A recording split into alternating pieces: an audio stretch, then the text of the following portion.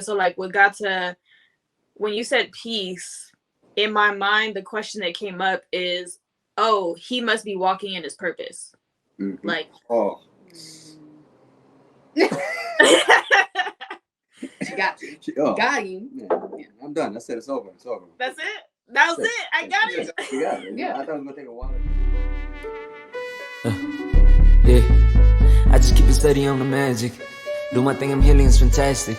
If I fall, rise automatic. You ain't know now, you know. On the one rain myself like a tree from the roots. West side girl, cause she lit in the coast. East side girl when she speaks to the roots. Stay 100 cause she on with the truth. Been there on struggle, know that it pass. Only going up, yeah, the pain don't last. Ooh, take off. Ooh, take off. Ooh, take off.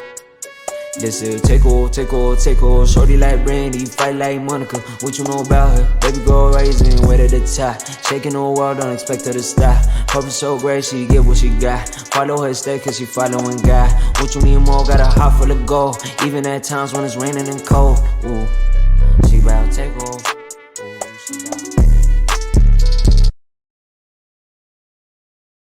What up, y'all? It's your girl, Hanna, but if you're fam, please feel free to call me Rutha. Y'all, thank you so much for sticking with your girl, and I'm so excited to announce the newest segment of the Uprooted Network called Uproot Your Thoughts. This segment is going to be where we examine our lives, our thoughts, and even our trauma as we bridge that gap from where we are currently living to where we want to live. And I always think it's important because what you will become what you believe, and what you believe is often what you see. So if we can change what you see about yourself, then we can change what you think about yourself, and then the sky's the limit after that. So thank y'all for rolling with your girl. I have some dope guests joining me today. And before I bring them on, just a quick reminder, make sure you are subscribed wherever you are listening to this. If you are on YouTube and you're watching me, please go cop your merch on the website, uprootednetwork.com. But make sure you are subscribed, following wherever you are, and leave comments. Engage with us. I want to know if these topics are helpful for you. If there's something you like, you don't like, if there's somebody you want to see me interview, whatever it is, I want to see you guys there. So without further ado, let me introduce to you all my beautiful guests for today. We have the lovely Wegahta and Reweina in the building. What's up, y'all? Hi, Hanna. Yeah, good to see you. Hey. Look at y'all. Yo, everybody. I gotta say, first of all, these lovely people, okay, if you can't tell, are twins. Like, we got brothers. I'm the better looking one, though. Let them know. Hey, I'm not gonna get into that fight. I'm gonna let the family handle that one. It's not even a fight. It's not, bro. I swear, like, there's some magic in your family. I also just realized, I think this will be. I'm interviewing all the siblings. Like, I've already interviewed him too. That's right. If people are not familiar, I'm gonna let y'all introduce yourself in just a second here. But I just have to say thank you for taking time out of your beautiful family vacation. I'm so jelly that, like, I'm like, oh, you guys are gonna take time to be with me on your vacay? Like, yes. Like, so excited. So for those people who don't know y'all yet, please introduce yourselves and tell them a little bit about where you coming from. Definitely. Well, my name is Wegahta Asgarum Tessema. Okay. I was born in Mekelle, Tigray, Ethiopia, and I'm currently living in New York. And this is my sister, baby sis. Anyway, I currently do many things. One of the main things I do is I fight for justice in Tigray. I'm the founder of Justice for Tigray. It is an organization just getting started. I'm very excited about it, 100%. Yeah. Tell one, tell all. It's a very simple concept. We want justice for Tigray. We want to hold people accountable for their actions, and we're not going to stop until we do so. I have a beautiful family. I have 2 beautiful kids, a 4 and a 5-year-old that are my world. I have my mom and dad here with me. I'm, very honored for that and blessed. For those that don't know, my father's a very important man. Find out who he is. I'm not going to tell you. It's up to you. They'll have to go back to Hiab's interview. Yes, exactly. As you stated, I have a very, a magical family. I have I'm blessed to be a part of this family. Each one of us, has a special gift that been bestowed upon us. And when we are united as a family, we are powerful. And and that's what we're here to talk about. Our family, how strong we are as a people, and honored, and thank you so much for also with this time, Hanna, the work that you do. Yeah, we have no idea. We need this. We need this in our community. We need these conversations, and we're on vacation. You're the one working, so we want to thank you. We're chilling. We're in Louisiana right now, all having a good time. My brother and sister here as well. I wanted to be all nosy in your vacation. I'm about like, what y'all eating? What y'all doing? We just came from eating. We just literally. I'm nosy. I be wanting to be on all the business. And it's my sister Reweina. I just want to share with the world. She is my light, my joy, and she's an amazing being. Period. So yes, I agree. I could give some flowers, but I'm gonna let Rowie tell us a little bit. Also, I learned, and when I was in New York, everybody called you Rowie, so I was like, all right, we gotta become with Rowie. Yeah. My full name's Reweina. People call me Rowie. I also go by Ro. I currently live in Atlanta, Georgia. I'm a mental health advocate and member of Justice for Tigray. I was born in Washington, D.C., lived most of my life in New York, and I currently work as a video editor and media literacy educator. Listen, we love that. Okay, because I just started this, but I was not into media besides watching it. So I should have hit you up first. She got skills. Right. She could have put me together because I was over here struggling. We can work together. Let's work together. But no, we're going to. Anytime somebody tells me they have a skill that I need, I'm like, yep, check. Like, make sure I circle back to that one because it is a big game out here. Media is a different type of giant. But it's kind of important to what we're talking about, right? Because at the end of the day, like, whether we like to agree with it or not, stories run the world, right? Like, I didn't think I really understood the value of my gift. So first of all, thank y'all for, for saying like this platform is that powerful or like useful to people, because I was just talking, right? Like, I was just like, oh, my cousins think this is useful. Like, let me see if some more people find value in this, right? But I've been coaching people and talking to people behind the scenes like this for a long time, right? Like a long time, and not really understanding the gift. Like, I actually tried running away from this gift of storytelling like over and over again. And I finally realized, like, girl, every time you try to go somewhere, God just redirects you back. I don't know what you're gonna do.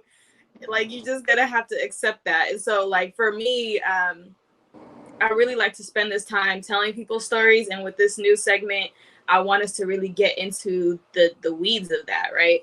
So I love that y'all said mental health advocate, right? Wegahta got empathy on his sweater. Like, I'm here for it. And you guys are doing justice for Tigray, right? So all themes important here. Important, everybody. I love it. And you already got the merch ready? Like, I'm just like, yes. It took me forever to get merch ready. Like, I'm here for it. So we got t-shirts. We got t-shirts. We got hats. Yes, everybody needs one. I need one. We'll put all the details in the description for folks once you give it to us. But I'm always like telling people, support your own. Like, before I get, some type of brand thing, and not to knock brands, right? If you like brands, cool, right? But your people are your brand too. Like, we're building brands too. We are our own brand. So, like, I really find pride in the fact that when I open my closet, I get to pick out, like, which friend do I want to support today? Like, and get to put on their stuff. So that's just, a pride and joy for me. So I'm always pushing that. And I hope that I can kind of change that narrative to people. Because if you can so willingly give $200, $300, $500 to somebody you don't know, like, what would it really hurt you to do that, you know, for somebody that you do, and that you know where the money is going, and you know what the cause is, and it's something that you value, right? That's right. So that's my whole concept behind this. But before we get too deep into the topic, because I feel like I know what our topic is today, I want to check in with y'all. How's your heart? Where are you at right now? Like, if you could give like maybe a word or a sentence of what you're feeling. It's a great question. Great question. Where is your heart right now? Me personally, my heart right now is in warrior mode. You know what is going on recently, and warrior mode in a peaceful way. I read a book one day. It was called the Peaceful Warrior, and know that you can fight in a peaceful way. So I genuinely feel right now within me that I have found peace, and yet I'm ready for the greatest battle of my life as a warrior. So that is where my heart is right now, at peace, ready to fight the fight of my life. That makes sense. Beautiful. I like that. That was nice, right? Yeah. I like that. You know he's a poet. Okay. Write that down. Write that down. Yo. Yeah, we're gonna clip it up. Don't even worry. You gonna have your first content right here. You're gonna clip that up and throw that on the page. No, that was beautiful. So I would say if there was one word to represent my heart, my mind right now, I would say repair or rebuild. I feel like not only personally, but within Tigray, the past few years have been really hard. And there's like a lack of sort of trust in the world that has maybe translated into a little bit of lack of trust in myself. So I feel like right now I'm just trying to get back to equilibrium with like consistent repair so that I can have that trust in myself. It's a little vague, but no, I love that.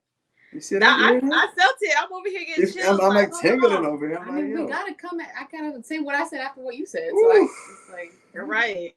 No, I feel that deeply in my soul. We could definitely get into that because I feel like the last right. Like I feel like the last 6 months I've been in that zone of figuring those things out. So something in that both of you said. So like Wegahta, when you said peace, in my mind, the question that came up is, oh, he must be walking in his purpose. Mm-hmm. Like, oh. She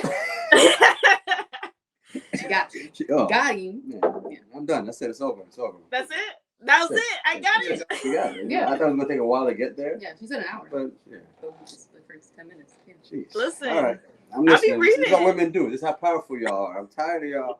Oh, you know what I'm going to say? I had a whole thing to it, too. Hey, no, it's okay. I think we got to unpack that, right? Like, that's just like me understanding that as someone who also feels very strongly that I'm walking in mine.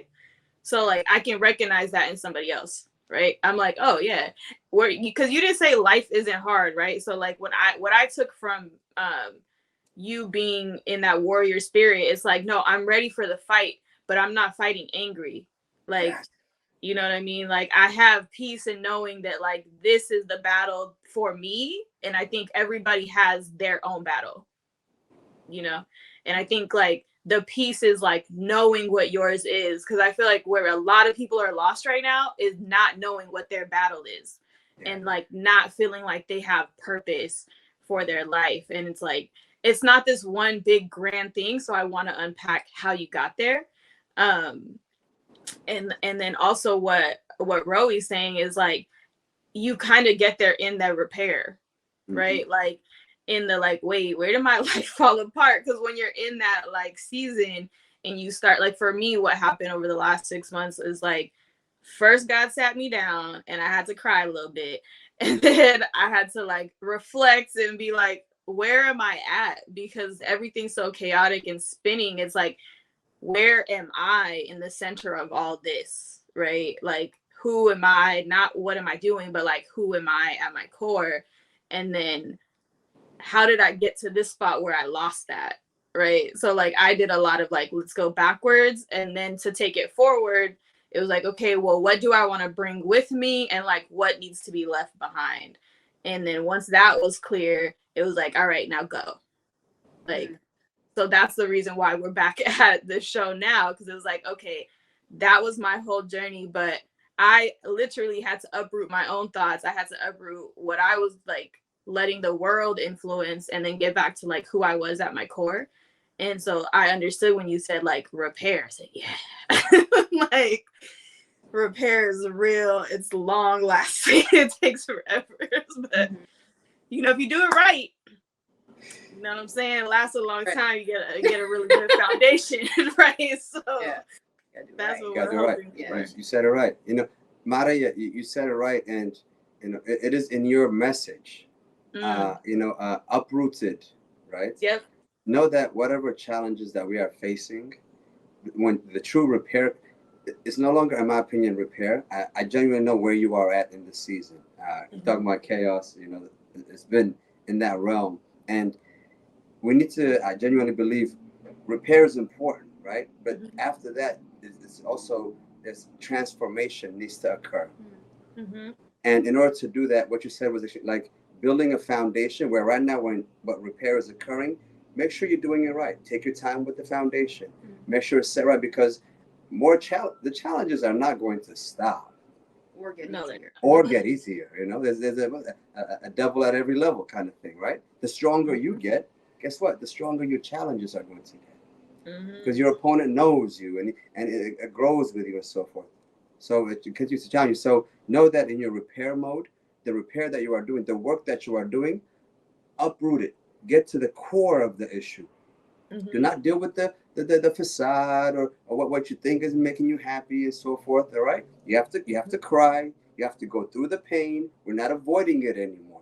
We're learning that we have to go through it, and then you know that sense of belief that you feel in yourself. All right, because as you stated earlier, the one loss, if you lose trust in yourself, if you stop to believe, then it does not matter. Nothing else matters. I don't care how much I believe in you. If you don't believe in yourself, it matters not. And once you have gone through the pain, and once you realize I can handle it, and then once you build that trust within you that you believe yourself, then nothing can stop you. So the work you do right now, make sure, I tell family, it's solid work. Take it, uproot the issues, and deal with them. Oh, absolutely. I was like, yeah, listen, ladies, you know what? Everybody, it's not a gendered situation, because we've all done this where we try to date potential, and we try to like deal with somebody and like, oh no, like we believe in you, like I love you so much, and you could be this amazing person. They don't believe it. Run, okay?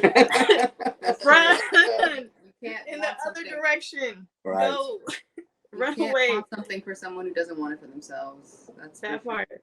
They're not going to get up and do it. It don't matter how much you want. And that's the first thing they teach you in psych, right? In any helping profession, you can't help somebody who doesn't want help.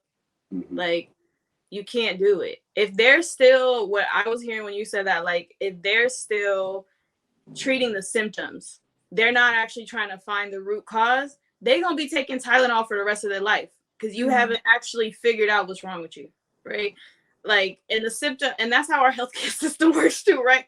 They treat all the symptoms, then you go 5 years later, figure out you had cancer the whole time. Like, that don't mean, you know what I mean? It just doesn't make no sense to me. So I'm glad you said that.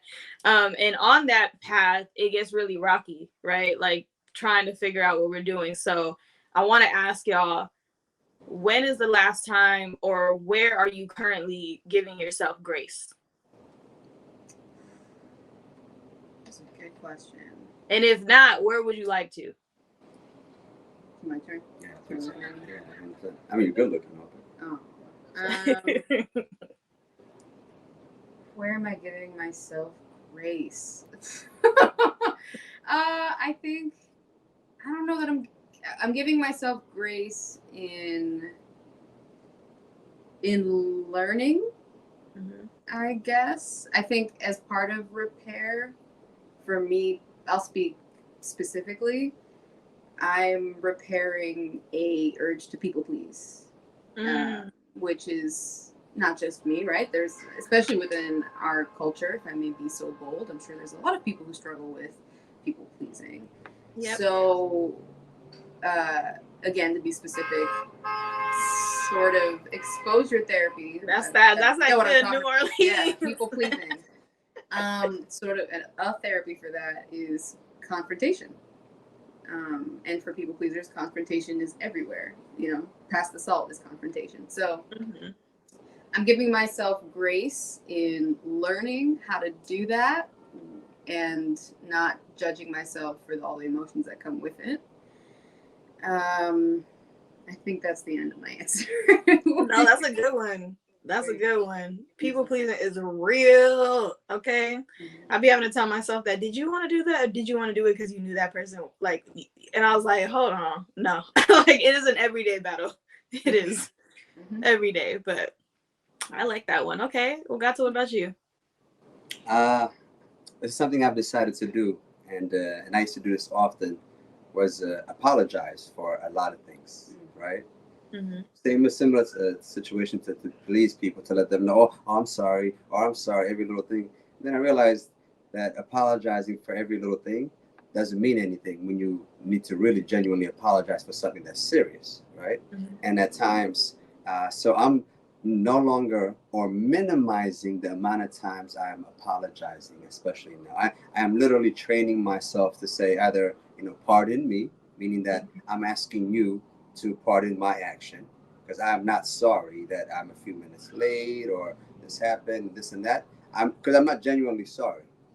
It has become a culture norm, and the words that you say are extremely important.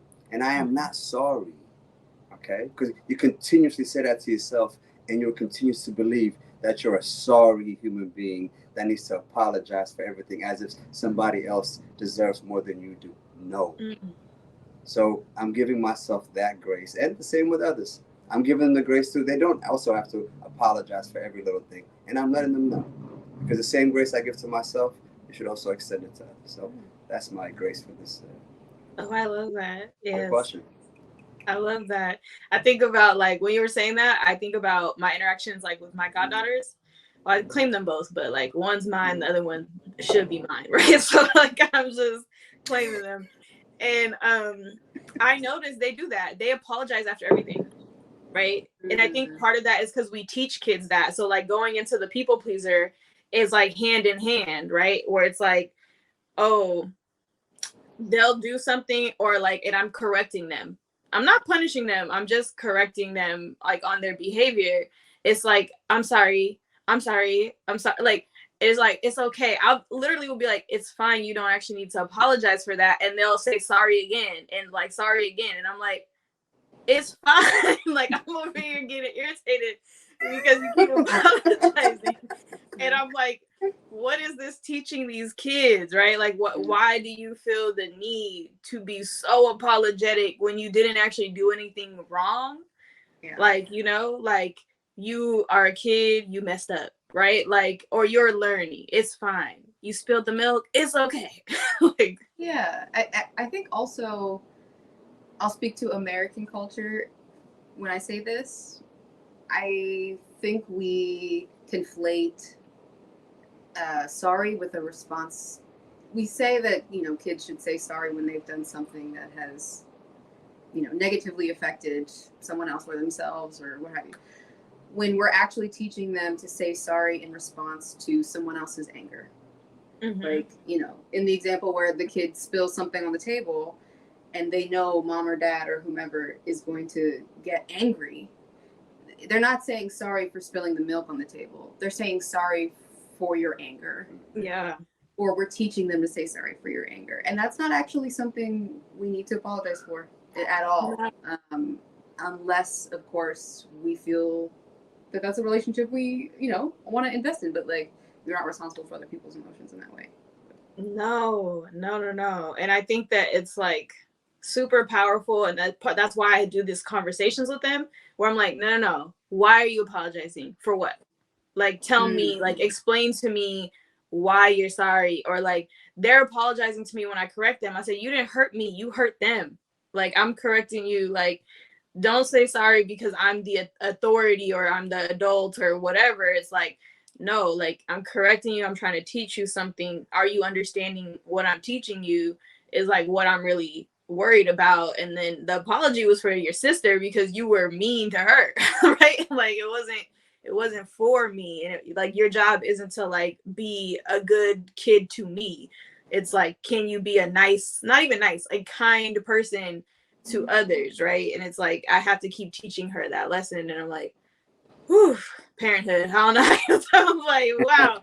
So everyday Ooh. thing you gotta keep, and it's like it gives you that opportunity to reflect, right? And it's like, oh, you're getting the opportunity to do this with your children, and maybe seeing, oh wow, this is why I am this way. Like you catch yourself doing the things your parents are doing, and you're like, nah, like this is not what I signed up for, and it is a journey, right? So I like those are really strong examples, and definitely something that you got to move past, right? If we're gonna do what my topic and what our topic is gonna be revolved around is justice, right?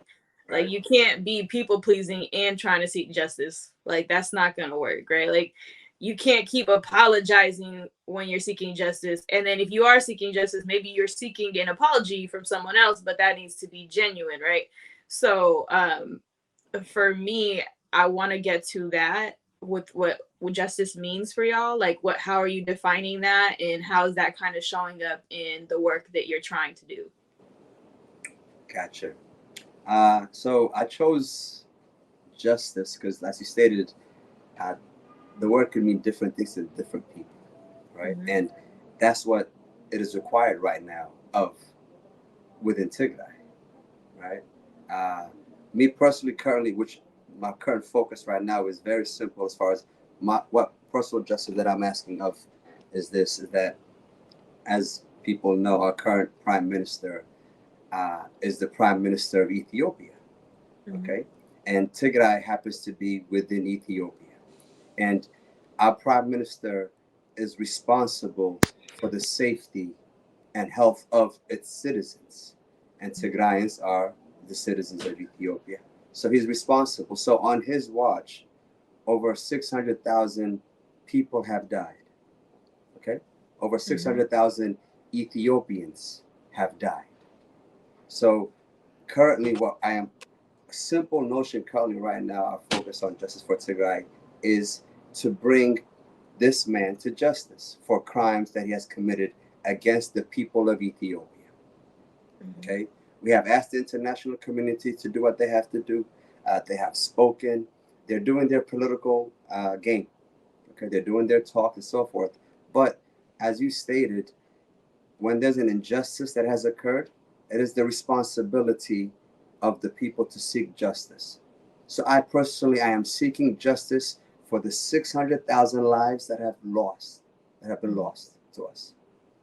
And it also states that when one human being passes away, right, it affects about 10 people in its circle.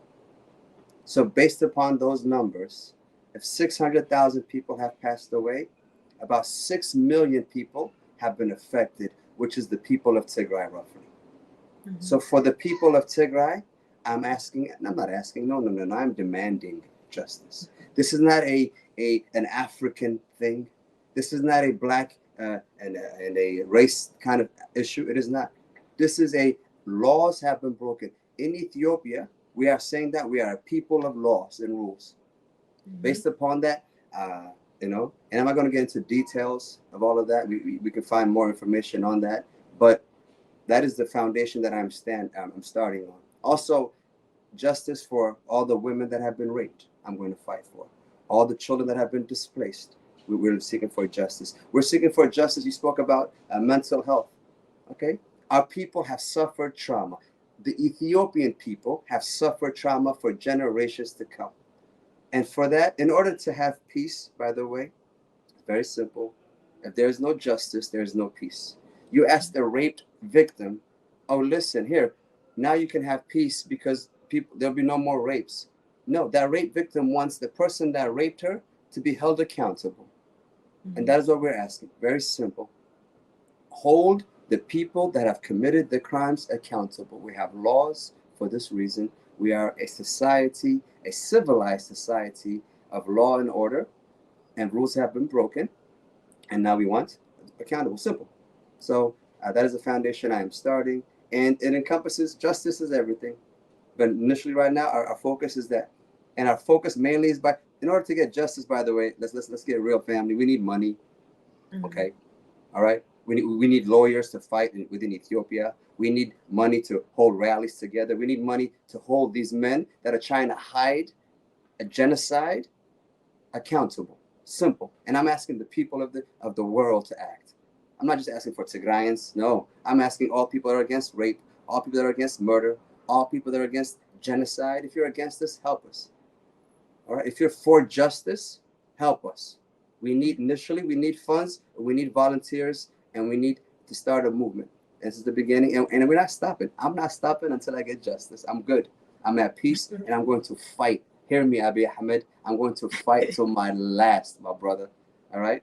Until you pay for what you have done. That's all I'm asking. Yes. Rowie, did you want to add anything on that definition? I have no follow-up. I have no follow-up. Accountability for Prime Minister Abiy Ahmed. That's it. Accountability. Yes, accountability. And I think too, accountability looks different for everybody, right? Like, right. So as I've disclosed this on the platform multiple times, but I am a survivor of violence, of sexual violence. And that is something that's really deep in my heart. And I remember like going to therapy, and my therapist was like, well, what do you want from it? Right? Like, not like in a rude way, but he's like, what are you hoping that the other person does? Like, what is going to give you closure? What is going to like make you feel good? And, you know, all of these things. And I was like, I didn't have the language of accountability, but I was like, I want them to like care, like I want them to have understood that they hurt me. Right. Or like, whatever it was, I didn't have the language to say I want them to be accountable for their actions, like for what they did. And that I realized too, for victims, right? I'm not saying don't go for the justice, but for victims, you can't let that be the thing that stops you from healing, right? And you do have to find a way forward, meaning like understanding that sometimes the person that hurts you, the people that hurt you, the thing that hurts you isn't going to necessarily be the thing that heals you, right? But maybe something like what Wegahta is doing, like finding purpose and like, I'm going to make sure that this now doesn't happen to other people, or I'm going to educate and I'm going to do something else and find your power in that has been something that's been really healing for me, is like taking back your story, taking back your narrative, and understanding that like the thing that was done to you does not define you. Right. So I just say that for like any victims out there of any type of like hurt, right? Like, because there's so many ways that people can be hurt. But that accountability piece was something that I really desired. Like I really, really, really desired. And I also wanted like maybe dive in a little bit deeper, because when you were talking about that, I realized we live in a culture where there is a huge lack of ability or accountability. And that's not just being Tigrayan, that's not just being East African. That is like, I see that across like cultures. It's definitely in the West. People love to point the finger and blame somebody else, but rarely will they sit back and take accountability for where they are at fault, right? We see this like with cancel culture. Were you really upset? Were you really sorry? Or are you just trying to like smooth things over? Because I feel like there's, I don't know, like some type of scarlet letter or like weird thing around this idea of like actually taking accountability and saying like, I messed up. Mm-hmm. Like I hurt you. I messed up. I shouldn't have done that. Like whatever it is, like, I don't know what that is. Like, I'm still trying to pinpoint all the reasons. I know a couple of them, but I do sense this just like huge culture of like a lack of accountability. And I'm wondering for y'all, like how you kind of see that come up. And because that's a culture you're going to be fighting against, right? Like you're seeking justice. You're trying to get people who historically don't like to take accountability for the harm that they cause. We know what happens in African nations, right? Like, and you're trying to fight against that culture. So what are you starting to understand about that? Or what are you hoping maybe you'll be able to change? That's kind of a big question. All right. Yeah. Excellent question. And a couple of things. I wanted to also piggyback on what you were saying about to the people that have been hurt by all this, to the quote unquote victims. I don't like to use that word as much as as possible, but Yeah. know that.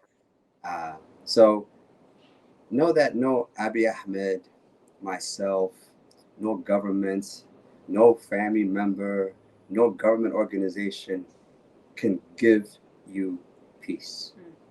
Know that. Okay? Nobody can give you peace, my brothers and sisters. Okay? What your healing genuinely occurs when that you realize, as you stated, accountability. You're also accountable 100% for yourself. That's the only thing you can control. So the peace that you seek from everybody else to give you, know that it's within you. And that's the only thing you can control. Right? We spoke about this earlier with my sister about being reactive and being proactive with situations. And so know that when I say that I'm at peace, I still have turmoil around me. I still have negativity, chaos, all that, all the government issues, all the issues back home, family challenges. I still have that surrounding me. But from within that, the only thing I can control within my power, know that, I know it's a cliche, is myself. And within myself, I have decided to what? To manage my peace, manage my emotions. We spoke about this. The reason why people don't hold themselves accountable, right, is because they don't know how to manage their emotions. Because in order to hold yourself accountable, then that means that you can't blame anybody else for your issues and your challenges. So you have to literally, I don't know that song that goes, I can, look at the sun, but I can't stare at a mirror. One of the, there's a lyric. One of the, I think it was Kelly Clarkson. Somebody said that, which is like, she's like, somebody was writing, they was in their bag. Yeah, right? Because a lot of people can look at all the issues that everybody else has, this and that, but they won't stare in the mirror and say, you know what? Me, I'm responsible for me. I'm responsible for everything, the good, the bad, the ugly, and unfortunately, it's hard too, by the way. It's hard to look at a rape victim and say, "Oh, you're responsible because you attracted this to yourself." Extremely hard, right? But know that, unfortunately, we have attracted it also as a society, right? And we need to hold accountable first yourselves. And once you have done that, if each person holds themselves accountable, you ain't got to worry about holding other people accountable because they're going to hold themselves accountable.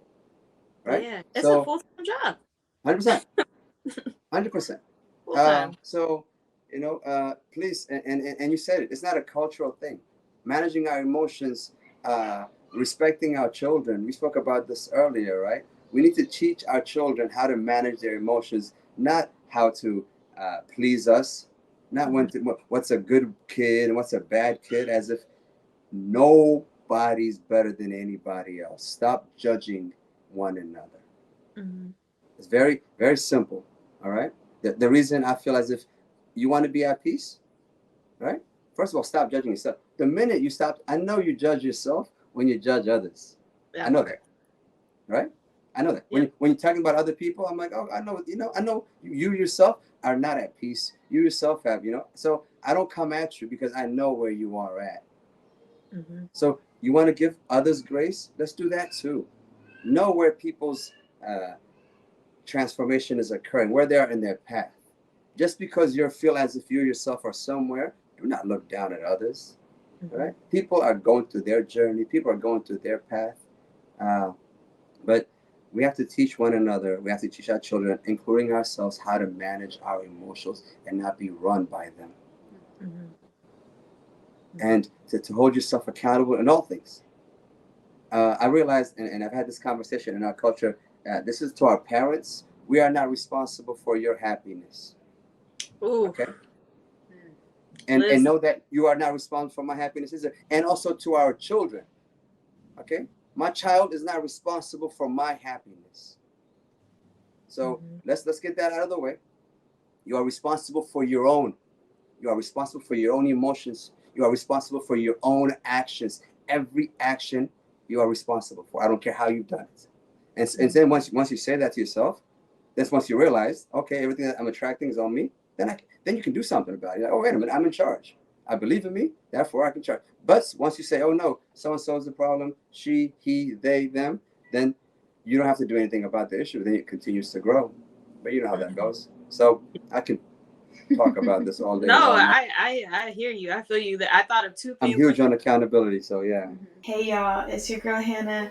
Just interrupting you for just a little moment to remind you, if you have not, go check out the website uprootednetwork.com. Whether you're new here or you've been following for a long time, you know that this is a space for those of us who have been having to navigate life very completely differently than the cultures we might be a part of. So whether that means you're an immigrant, maybe you're the first generation to change the narrative, maybe you're an entrepreneur, you're a dream chaser in some type of way, and you're believing for a better life. So obviously Uprooted Network resonated with you, and we have been scaling out services, trying to build this into a bigger community for you all. And also, I'm launching all types of management consulting services and personal and professional group coaching this summer. I really have a big heart for those of you who are students, those of you who maybe haven't had an opportunity to get this type of development before. I'm going to be offering it at a very reasonable price because, you know what, I want to knock down those obstacles and barriers. I try to do it the way that everybody else does, and it wasn't working. So we're going to do it the uprooted way. I want y'all to make sure, go check out the website, uprootednetwork.com, and now you can go back to your episode. No, I thought of two things when you said that. There's a quote, everywhere I go, there I am. So like you can try to run from your problems if you want. You can try to blame other people for you or whatever. But everywhere you go, there you are. So, you know, I've moved, I've done a lot of things. Like change your environment, it'll help you change faster. But the thing that's gonna change is you, not the environment, right? Like you're going to the other environment, and in that new environment, you will then transform. Right? Like you're not transforming that environment. So it's one of those things that I try to tell people. And it's like, another way to say that is I'm not responsible for the things that happen to me or that are done to me, but I'm responsible for what I do after, right? Like how I move forward and how I pick myself back up. So there's something to be said about that. I want to give you some space, Rowie, especially with that last thing. He had, man, my little cousin, he did. And my little cousin, I remember that I was raising, we were having this argument because I used to always play mediator between him and his dad. And one day he was just like, I'm not responsible for his happiness. And I was like, oh, like, wow, like it was just really like and the people pleaser in me got slapped, right? Because I was like, what you mean? My mama happy when she see me. My mama very happy when she see me. I know you talking right about like I was just like, oh my God, right? So like that statement alone just freed a bunch of people, let me tell you. Like if we can uproot your thoughts that you are responsible for somebody else's happiness, do you know how many like relationships would be saved? Like marriages that probably wouldn't be, you know, where they're at right now. Like there might be people who just didn't get married to begin with, right? Like there could be friendships that you no longer stay in, or like family dynamics that you feel obligated to be in that you're like, actually I don't have to. Like, that's not my job. I've been saying that a lot. After he said that, like, I'll be looking at people like, that's not my job. That, where is it? Is that in my job description? As a human being, when I was born, did I sign a contract that said that I was responsible for somebody else's happiness on this planet? Like, I just want to know. I read the fine print. It wasn't there. No, it wasn't there, right? So it's not my department. That's right. Sorry. It's not my I'd be telling them like, and it's not gonna be one of those HR tricks where they say other duties as assigned. No. No. That's why they. Someone listen to this, okay? So this is what I believe, because this is what happens, especially with dynamics of parents and children, right? Mm-hmm. I have two kids, a 5 and a 4-year-old, right? And Mm-hmm. I treat my children, my 4 and 5-year-old, with the same respect I treat my sister and you, Hanna. Know that. Because why? Because they are a being. They are a being. They are life, And why do we not treat because they are also the future, right? Yeah. If you think about it, we treat sometimes our children like just because they're smaller than us. Trust me, they're going to be smarter than you. They're going to be stronger than you. Mhm. All right, they're going to, God willing, live out longer than you. So they're going to know more than you. So respect your children from the beginning. Because if you treat them with respect, you'll realize that when they do get their temper tantrums, when they get angry and so forth, like if I got angry with my sister, she gets upset or whatever, she upset me, the one thing I'm not going to do is I'm not going to touch her. I'm not going to hit her, right? I'm not going to hit her. Why? Mm-hmm. Because I respect her as a being, and it's wrong to hit another being you respect. I know what I'm preaching is a little because we were taught certain ways, and I'm sorry, we need to evolve. We were taught certain things because they thought certain things worked, and they did for certain ways, for conditioning, certain ways to grow up. So for certain things worked. Right now, we are at a stage right now where what are we doing here? We're talking about mental health, right? Yeah. Our ancestors, our parents, so forth, did a great job raising us physically. Okay, they did a great job when they realized, okay, how do we raise this human being to be this big and make sure they're strong and so forth? They did a great job on that. They didn't also realize that there's also another aspect of a human being. It's mental aspect. It's not just a physical creation. We're mental creatures, our minds. And unfortunately, our predecessors of human beings didn't focus on that because they were on survival mode. They were focused on giving us food and shelter and so forth. But now, in this beautiful opportunity and time, and in this culture, we're able to learn from other cultures, learn from other scientists and books, and actually use this and realize right now that our mental health is extremely important. How we raise our children is extremely important mentally, not just physically. So in that, I say respect your children. And I am on the fact that I will never hit them because I will never hit my sister, my mother. I'm not that guy. I don't believe violence is ever an answer unless you're there to somehow defend yourself. Mm-hmm. So same with our children. Hitting a child is violence. So I'm going to say this. I'm sorry. And if you don't like it, argue with me. And there's nothing wrong with arguing. That's what we learn. We debate. And as long as it's verbal, that's how you learn. But you're going to debate me. You're not going to hit me if you don't disagree with me, right? Yeah. Because you're a civilized human being that realizes that hitting other human beings is wrong. I don't care how big or small they are. It's not teaching them anything. They're teaching them fear and so forth. All right? My children are brilliant. They were never touched. All right? They're disciplined and so forth because we realize on how, because we learn from others and so forth. So teach that with your children. Respect them. Respect who they are, who they're going to be, and treat them that way. And be there and so forth. And we have a responsibility. And the same, and as you stated earlier about our mental health with our parents, and great job. And also know this to our elders or to our family. When we speak about this is not about you. This is about our health. Yeah. Okay, it's not personal. Please don't take it like you did a great job. You did an amazing job up to this point on how to raise us. All right. But like in any generation, we have to evolve. We have to get better. So in order for us to get better, we have to communicate. We have to address issues that is uncomfortable. We have to talk because we're not immune as a culture to suicide or depression. We're just human beings. It happens in every culture. Just because you don't talk about it doesn't mean it doesn't exist. Let's talk about it. Let's talk about homosexuality. Let's talk about it.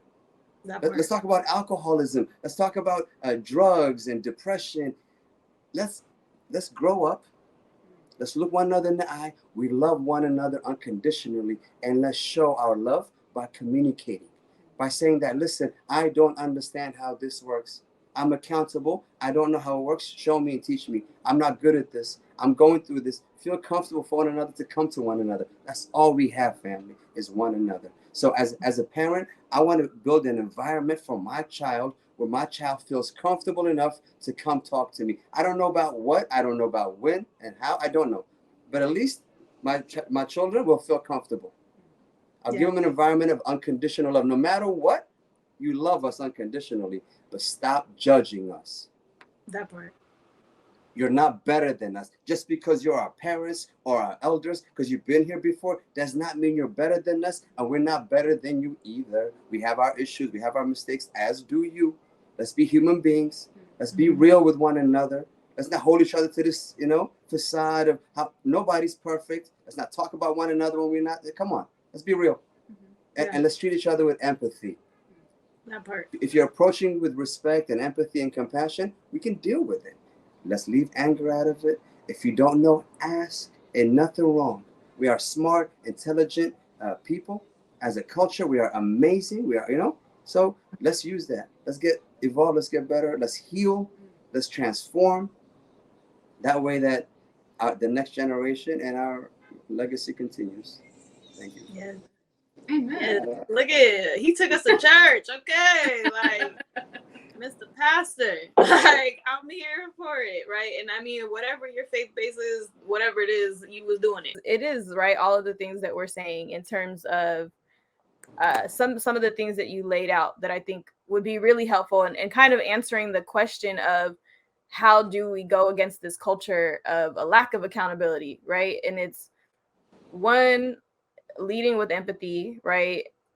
The judgment, letting that go, but also those things, what it kind of culminated in for me and what you were saying is like needing the space for it to be okay to not be perfect, to not have the answers, to feel safe enough, right, to like make the mistakes. And I think that we have lived in a culture that punishes us so much for every mistake that we see all of these things, right? And there was something else that you hit on in terms of the trauma that we're facing, right? A lot of the cultures that we're living under, a lot of these rules that we're living under is because of the trauma, right? Is because like our parents were tasked with our survival. They were tasked with their survival. Their parents were tasked with survival. So when you do that over and over again, if your kid falls out of line, that equals death in your mind. You're going to be that strict, right? Like you're going to be that like, and because of you're dealing with fear and a lack of maybe vocabulary, right? The ability to articulate yourself differently, you're going for the thing that's quick and easy, which is fear, right? Like, how do you instill fear so this person obeys you? And it's like, do you want somebody to obey you, or do you want somebody to trust you? Like, what that to me is like the difference, right? So maybe Roe, if you want to jump in on that, because I feel like that kind of goes back to maybe what you're working through with this people pleasing as well. Yeah, for sure. It absolutely overlaps. I mean, I think, when you originally asked, what have we noticed in terms of people reacting to accountability? Why is it hard for people to sink into the idea of accountability? And I mean, I'll be honest, it's hard for me. I didn't know the word until I was in my mid or late 20s. And I'm not proud of that. I mean, it feels a little embarrassing. You know it now. But words I did know before that were blame, fault, guilt. I knew all of those words. I was far more practiced in those words, far more understanding. And so there are aspects of those other words that overlap, I think, at least superficially, with what accountability can look like. So to me, it's no surprise that the word accountability makes me uncomfortable because, guilt makes me uncomfortable. Fear makes me uncomfortable. Blame makes me uncomfortable. It's good, I think, to be uncomfortable with those things, but it's also a coping mechanism, the way I react to those things, and the way a lot of us people pleasers or people within our culture react to those things, and so that they're not healthy motivators, and that's probably part of why we shy away from accountability too. So for me, I'm defining accountability every day. I have far less practice with it, like I said. And what you said about we know how to obey, but maybe not trust or respect, sometimes based on the things we've been conditioned into, that's also part of it. Yeah, I may think I have a sense of accountability, but until I practice it in my relationships, I don't really get feedback on it.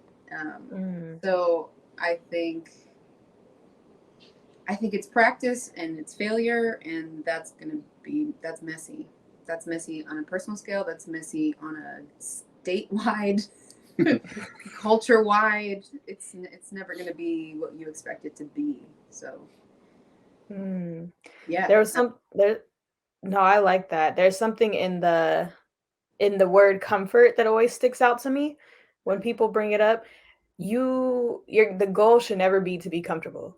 Like, if you are trying to grow as a person, if you are trying to live your best life, whatever that looks like for you, is going to require you to do things that you don't necessarily want to do, right? It's like you can't grow when you stay comfortable. So like and I'm gonna use plants, right? Because we're talking about being uprooted.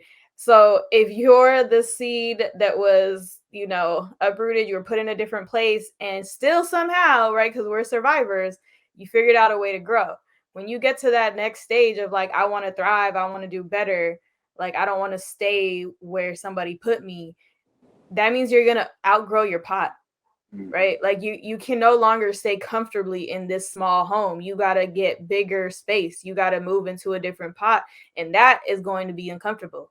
Like you're going to have like stretching is not always comfortable. No. Like legit stretching. Anybody do yoga? Like yeah.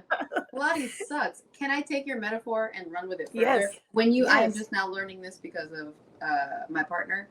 When you move a plant to a different pot, to reacclimate it and let it grow further, you have to like break up the roots and you have to like trim dead stuff. And same goes for life. Preach. Yep. As someone who spent the first 20 something years of their life thinking that life was about comfort and ease, we're relearning that. There's a lot of toxic patterns in that. So I totally hear what you're saying. Discomfort is inherent to growth, but it's not always discomfort you choose. It's often not discomfort you choose. Yeah. I be looking at the door like, do I want to walk through it today? Like, I'm not gonna lie. There's some times where it's like, yo, it's me in this room. We're gonna stay here. I need a couple days. But like, I know on the other side of the door is where I want to be, and it does require you to go through that phase. And like, something that's helping me is reframing my mind around that. And like, how people are like, find joy in the process. I was like, what the hell are y'all talking about? Like, what joy is in this process? Because this process has been difficult. Okay. Like, I'm out here, you want me to reparent myself, you want me to figure out these boundaries with these people who are driving me nuts. Somehow I'm supposed to be empathetic. You want me want me to have joy while I'm doing it. All of that. And people are holding me accountable in a way that I have not been held before. This is ridiculous, right? Like, I'm choosing this. I am choosing. I'm volunteering for this. Yes, every day. You got to actively choose it every day. What's crazy? You know what's crazy? The thing you said earlier about managing your emotions has recently hit me so hard, because I realized that when I reach a place where I feel really activated and my emotions are at the driver's seat, everybody's seen Inside Out. When anger is sitting at the panel and just running it. And you're like, why can't I, or at least when I'm really angry and I'm trying to talk, nothing makes sense. Yeah. Nothing makes sense. Maybe I sound coherent, but internally it is jambalaya. It is just a mixture of a million things. And I recently realized that part of the reason managing emotions, coming back to the beginning of my sentence, is so important is because when I'm trapped in one emotion and it is the only thing I am noticing, I'm talking to myself. I'm not talking to the other person or the other people, or the organization, or whoever the conversation was with. I'm not talking to them anymore. I can't see them. Because at that level of activation, I'm responding to my own trauma. And if I'm responding to my own trauma, then I'm talking to the person I was when I experienced that trauma. I'm not talking to the person I'm having a conversation with. So that was incredibly frustrating to learn, because then it has you going back and looking at all the conversations where you were activated and wondering if you were actually having a conversation. That part. I don't know where I was taking this, but point being, managing emotions makes communication that much clearer because you're not talking to yourself anymore. No, that's good. That's good. Because that's when we always say that word projection. I'm like, stop projecting. Like, whenever you're in conversation, I'm like, you're not talking to me. Like you know how you get with someone, whatever the situation, platonic or romantic, and they got trust issues. We all been there, like right where, or the other person, whatever the issue is, you get into an argument and you're like, you're not fighting me, right? Like you're blaming me for what the last person did. Yeah. And I'm not that person. Yeah. So that is just a real life example for anyone who was like, do I do that? Probably. Like we all do it. Have. Yeah. Mm-hmm. You're gonna project. It is part of it, and there's something else that people in the mental health field will always say. It's in terms of managing your emotions, you want to respond instead of reacting, right? So usually whatever that first emotion is, that's your reaction.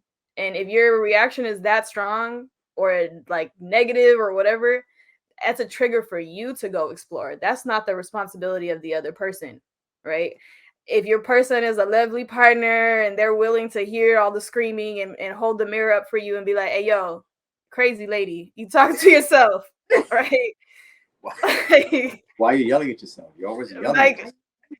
And they're strong enough, right? Like they're strong enough to not take that personally because they know you and they know that you're in a trigger and you're having that.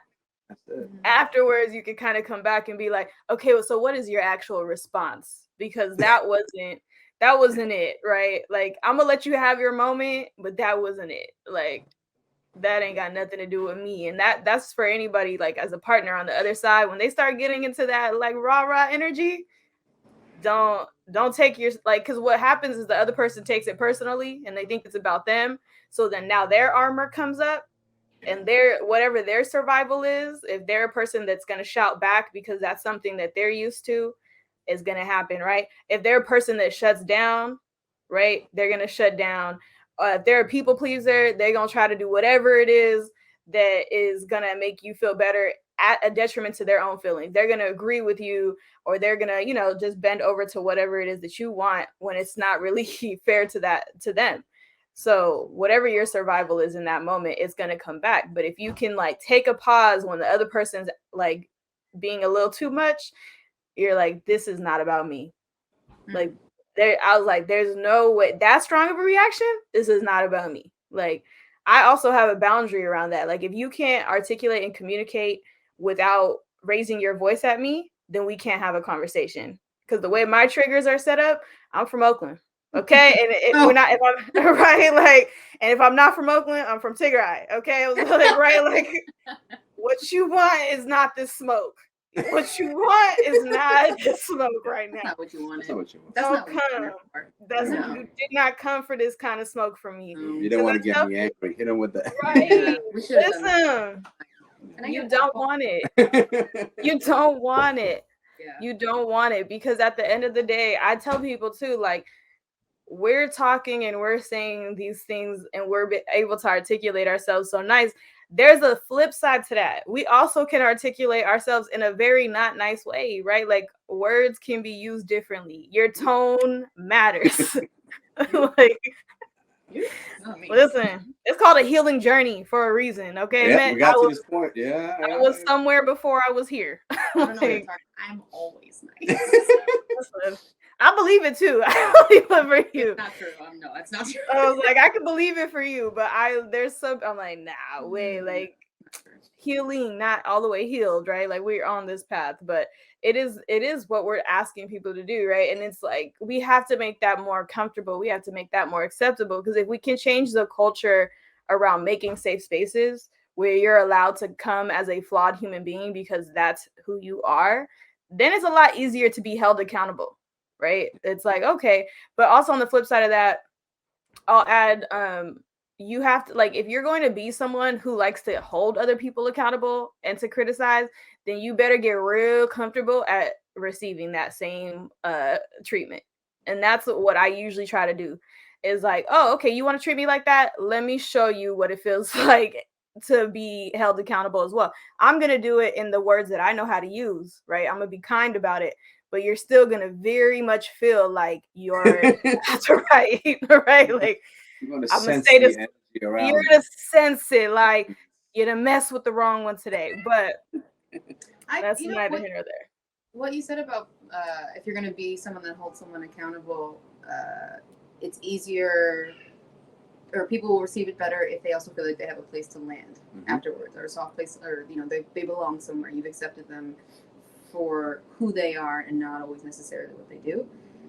I think that's where we run into discernment and how it gets uncomfortable or difficult, right? Because we say we're not responsible for other people's emotions and reactions, but we're also talking about our community, we're talking about our friends, we're talking about our family, we're talking about our cousins, we're talking about 50-11 other people who live overseas. Yes. So when we say, I want to hold someone accountable, but I also want to be a safe place to land, it's like, okay, well then who am I responsible for?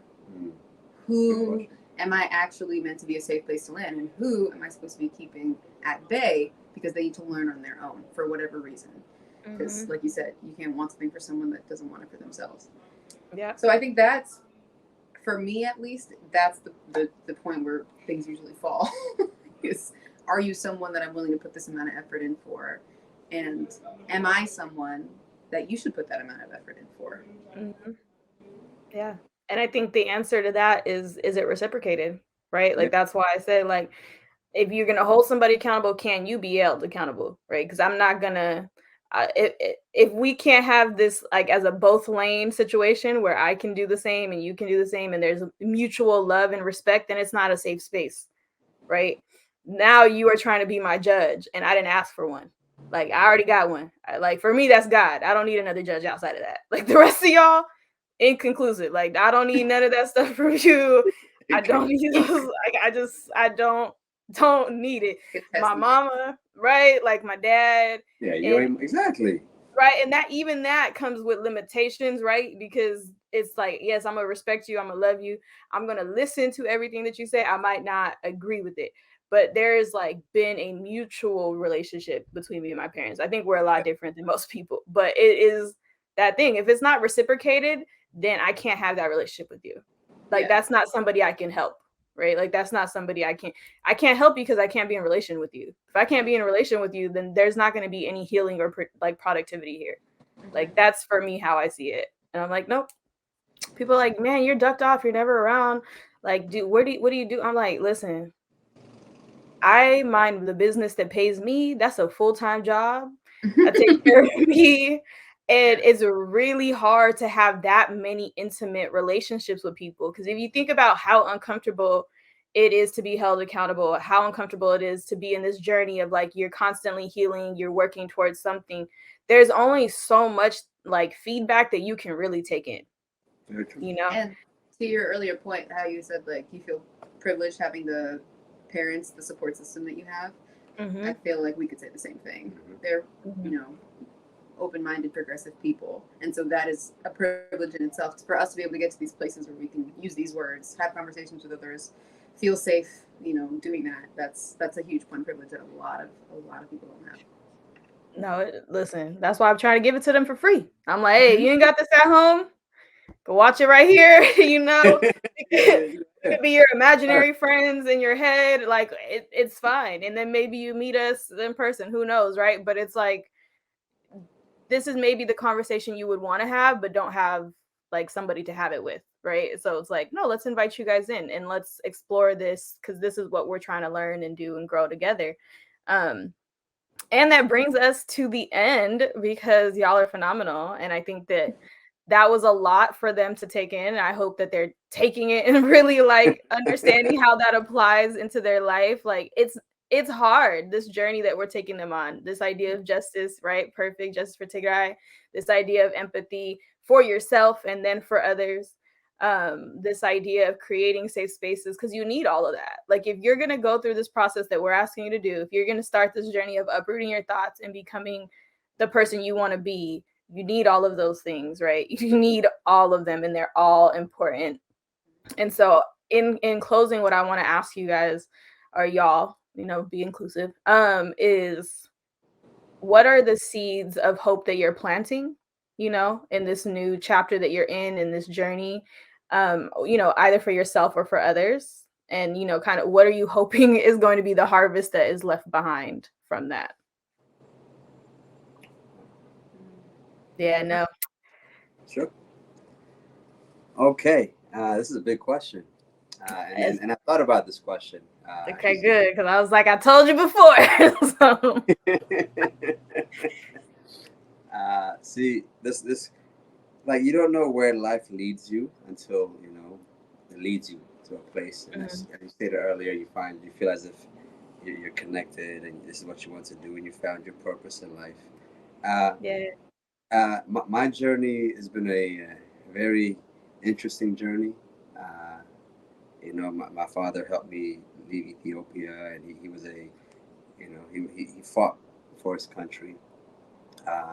His journey is amazing, and you don't know what seeds are planted in you until maybe later they do start to, as you said, flourish or come out. And, you don't know that.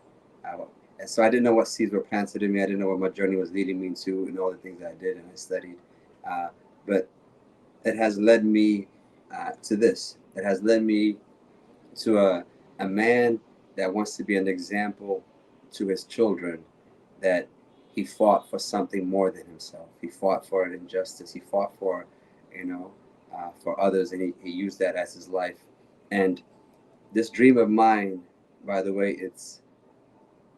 I don't want to say it out loud right now today. This Justice for Tigray, it's an organization that's going to, in my opinion, go beyond me, beyond my children's children's children. That's what I want to build. This organization, because justice doesn't stop, right? And the dream I have of Tigray I have a dream within me that that one day we'll get true justice, and that's for me. I have my own heart of true justice for Tigray, and in my dream of dreams and dreams, and that is the legacy I want to start a foundation on for that dream to come. And that's my personal dream. I will not share, unfortunately, that dream with the world at the That's moment. okay. Some things you keep for yourself. Yeah, and for those that are within me, that within my circle, will know that dream and will understand what I want for Tigray and how true justice I want to occur. But until then, I want to build a foundation that's going to fight and start a path for that. And I want to build this for my children's children, for my family's family. I want to look at my father and say, thank you for what you've done, and I want to take that torch and move forward, and just be a light and do the best that I can, and live with empathy, and nothing will touch the peace that's within me. Know that, and I want to have more and more of these conversations, please, family. Yes.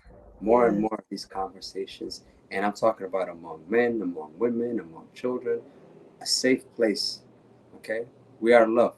We are love, and we show our love, and we show our love in all sorts of ways. But we want to show our love in a way that says it's safe for you to come in and talk to us, because a simple conversation can save a life. And what's more important than a life? That part. That's beautiful. That's beautiful. My two seeds. I have two seeds. The first one is my investment in Justice for Tigray. Love that. There have been a lot of groups and organizations that I've been happy to be a part of, and this one is one that has lined up kind of perfectly with the commitment, energy, and time that I have. So this is one. And the other, I never learned Tigrinya fluently, so right now I'm taking lessons. Yay! And for me, that is a seed, because culture, it's part of culture, and culture is timeless, and that'll kind of help me and future generations stay connected to our culture. So that's my Kalite Frey. Yes. Yes. By the way, to the world, this is my sister, and she is the glue to our family. She is the reason we have evolved to a level that has helped us. I want to let you guys know I respect this being beyond. Period. You know, just because she's younger does not mean she has any less respect from anybody. Because of who she is, she's been true. She fights for who she is. She holds herself accountable. All the things that we speak of, and I want her to give herself more grace, and she'll learn on how to do that because she's amazing. And this is for life. Know that nothing comes between us. We are united, and know that anything that's united, siblings, families, communities, Tagaru will never be divided. I know and do everything I do because of him. So that's it. Anyway. Oh, I just love y'all. Yes. Those were so beautiful. I still want to keep my theme of I like to speak life into people, right? Like every opportunity, I like to give people their flowers while they're still here to smell them. And I practice that avidly. So I'm like, yes, I love this. My favorite part of anything that I do. And so that, I guess that's my seed that I want to plant. I want people to continue that culture of like, let's give people their flowers. Let's say like why we love them while they're here to hear it, right? So one, I'm with you, Roy. Great seed. I need to also get a lot more fluent into Greek. So I'm going to manifest for both of us, okay? Because I know that you are intelligent, right? Brilliant, capable, kind, like you're passionate, you have that drive, you will achieve that goal.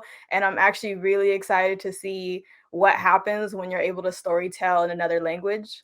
Right. And that's something that's something that I've actively thought of, like, man, what would it be like if I could articulate myself differently? And so I love that for you, and I'm gonna keep manifesting that for you in this year. And well, Gato, let me tell you, this man is like sunshine, right? Like I tell people, I'm like, Wegahta is literally like sunshine. Like if you couldn't, right? Two sons. Literally, it makes sense. He's like sunshine. He literally brightens any room that he's in.